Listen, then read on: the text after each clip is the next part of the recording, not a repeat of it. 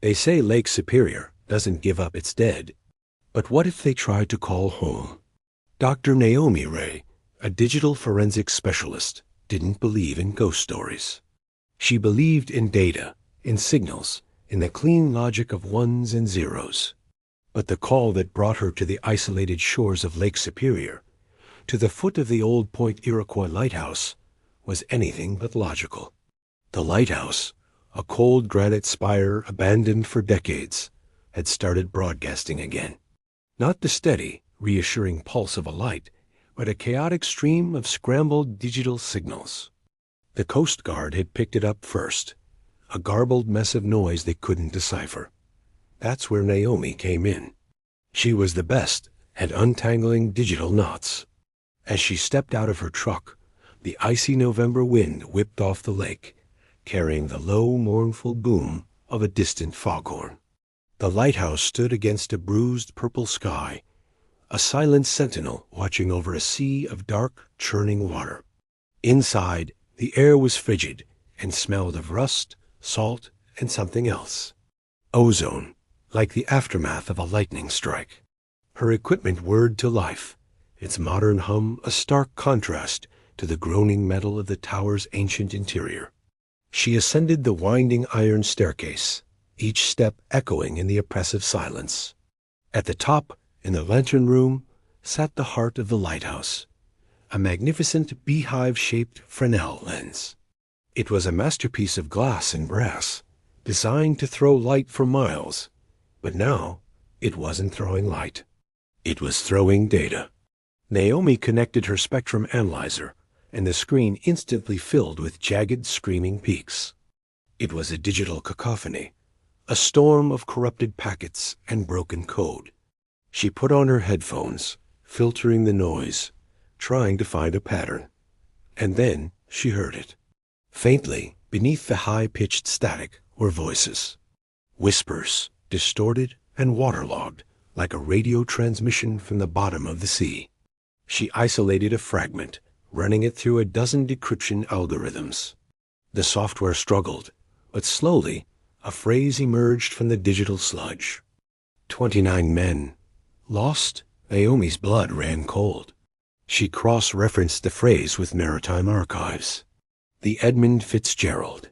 The legendary freighter that vanished without a trace in a violent Lake Superior storm in 1975, taking all 29 crewmen with it. She pulled another fragment. Gale warning. Taking on water fast. Another wreck. The SS Kamloops, 1927. Another. The SS Cyprus, 1907. It wasn't just one ship. It was all of them. The digital signal was a chorus of last words, a ghostly archive of every sailor the lake had claimed. The despair was palpable, a tangible weight in the air. But how? How was this possible? Naomi's eyes fell on the Fresnel lens. The hundreds of precisely cut glass prisms were designed to focus and amplify light. But what if it was amplifying something else? She ran a diagnostic on the lens itself, measuring its resonant frequency. The results were impossible. The crystal structure of the antique glass was vibrating in harmony with the signals, acting like a massive, passive antenna. The lens wasn't just a lens. It was a conduit. As she worked, a strange feeling of being watched crept over her. The lake outside seemed to press in on the glass, a vast, dark, and malevolent presence.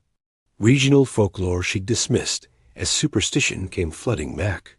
Stories from the local Ojibwe tribes about Mishipeshu, the great lynx, an underwater panther that ruled the depths, a creature drawn to the suffering of drowning men. The stories said it could mimic sounds to lure sailors into storms. But what if, in the 21st century, it had learned to mimic a new kind of sound? Suddenly, her laptop screen flickered.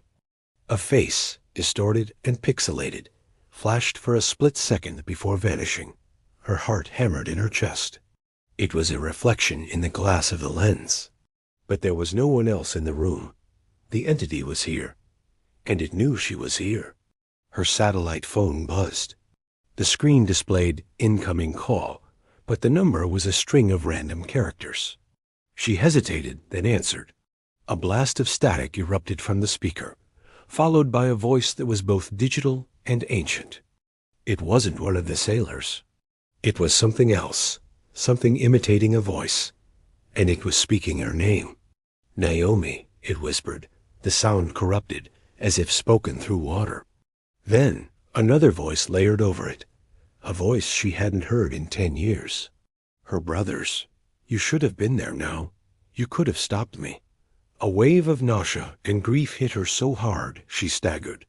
Her deepest regret, the one she buried under mountains of work and logic, was now being broadcast back at her from a ghost in the machine.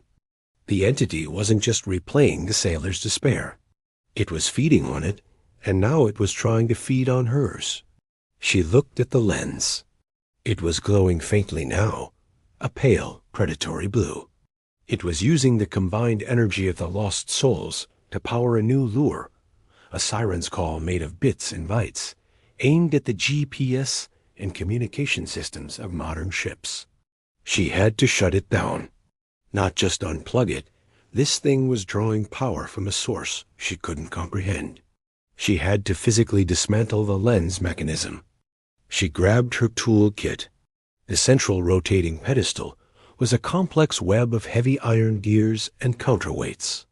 As her hands touched the cold metal, her phone and laptop went haywire. The screens filled with her own face, her expression twisted in grief, while her brother's voice, distorted and cruel, echoed from the speakers, taunting her, isolating her. The digital ghost was in all her tech, cutting her off from the world.